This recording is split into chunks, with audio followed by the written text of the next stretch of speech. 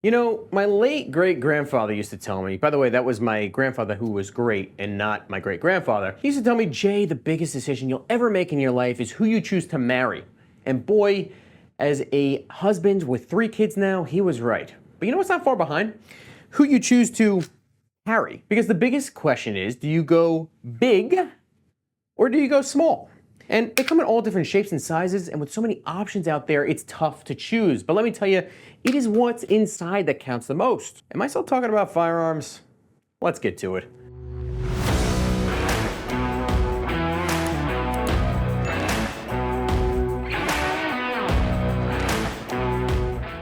What is up, everybody? Welcome back to the channel. If you did not already know, my name is Jay Costa, and I am just a red-blooded American patriot living behind enemy lines, some would say, here in the great state of New Jersey. And today, I'm breaking down why I believe carrying a micro or subcompact handgun like this is actually a better choice than carrying around something like this. And if you're new here, you could hit that subscribe button, turn on that notification bell so you can stay up to date on my weekly videos. So let's get into why smaller may be better for everyday carry. So first, let's make sure our definitions are clear in this video. I'm gonna group both micro and subcompact guns together in one group. These are your SIG P365s, your Glock 43s and 43Xs, and my personal favorite, the Smith & Wesson Shield Plus and Shields. Next, you have what I like to call a mid-size, and this would include a Glock 19 size. This is a Smith & Wesson M&P 2.0 compact, as well as a Glock 17 size, and this is of course a Glock 17.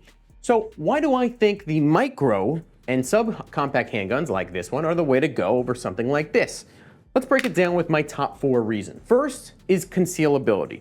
Your micro and subcompact handguns are smaller, they're lighter, and maybe most importantly, they're thinner. Look at the difference in there. That is a huge, huge deal, especially if you live in a state like I do in New Jersey that's not exactly 2A friendly. You want to print as little as possible. A smaller gun tucks away under a t-shirt like this very well, a jacket, a hoodie, whatever. Whether you're appendix carrying or at 4 o'clock, it doesn't matter. Mid-sized guns, they're just more bulky. They stick out a little bit, and if you don't know what you're doing, they're just harder to hide. With that micro or subcompact, you can move around your day without worrying about some Karen spotting your piece. Reason number 2, similar magazine capacity. One of the biggest arguments for carrying a full-size or a mid-size handgun has always been magazine capacity, right? More rounds, more security. But hold up, wait a second, because those days of only carrying around 6 rounds in a carry gun are long gone. Today's subcompact handguns are packing a lot more heat than they used to. You can get 10 round, 12 round, even 15 round magazines with some aftermarket support in these tiny, tiny packages. Look at the guns like the SIG P365 or the Springfield Hellcat. You're getting near full-size capacity in a gun that's half the size. So I lug around a bigger gun, we can get the same round count in a smaller, more concealable package. To me, it's a no-brainer, especially in a state with magazine limits, which are unconstitutional. We're limited to 10 rounds in a state like New Jersey. So whether I'm carrying around a sub or micro compact or the biggest gun you could possibly find, 10 rounds is it. So one of the biggest advantages is automatically gone with a bigger weapon, so just go with the sub and micro compact. That's just me. This brings me to my next point, and that is comfort. Carrying a smaller handgun is just way more comfortable. I know some of you guys in the comment section are going to say, Jay, I carry around a 2011 with a 5-inch barrel and a Surefire X300, and it's even more comfortable because of balance or whatever. I'm calling BS, because we're wedging chunks of metal and plastic between our pants and our, the bigger and heavier that gun is, the more it's going to dig into you all day and be uncomfortable. It's just a fact. Micro subcompacts, they're lighter, less bulky. You're going to actually, which is most important, want to carry it every day. I'd rather see you carry a smaller gun consistently than leave a big one at home because it's a pain. Think about it, a gun that you don't carry doesn't protect you. Lastly, but not least, you don't have to sacrifice accessories anymore with a micro or subcompact. You want to run a red dot? Most of these guns come optics ready, or of course you could send that slide out to get milled, right? You want a weapon light?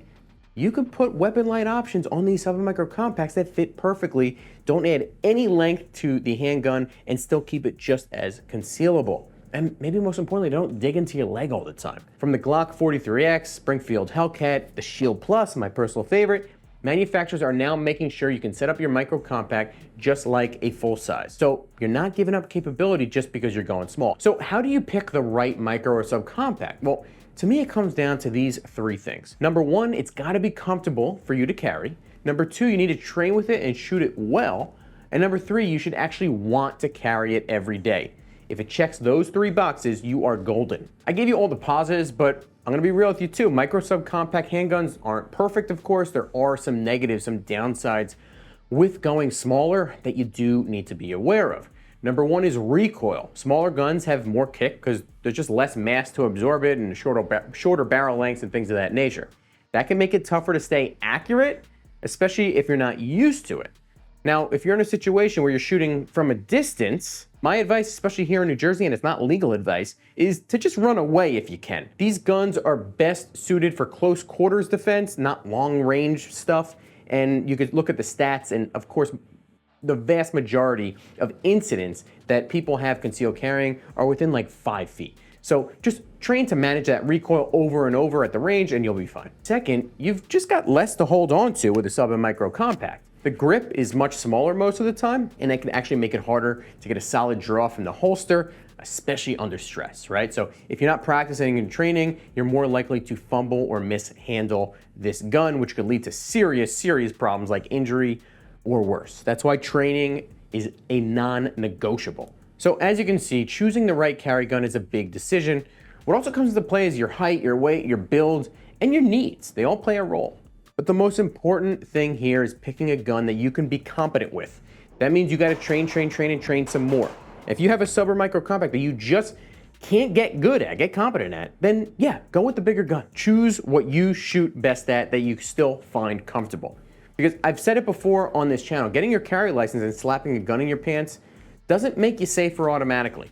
Without training, you're actually less safe now because you're infinitely more likely to hurt yourself or someone else. A micro or subcompact handgun gives you concealability, comfort, and capability without that extra bulk. So you'll actually want to carry it every day, and that's what matters most because your life could literally depend on it. That is it for today, guys. Thank you so much for watching. Let me know what you think in the comment section down below. What do you carry? Do you prefer to carry a sub or micro compact like this one, or do you like the more full mid-size weapons like this? Let me know in that comment section down below. Also, if you want more information on these sick t-shirts that we have, J Costa USA, Behind Enemy Lines, I'll put a link to my website where you can purchase those in the description box down below.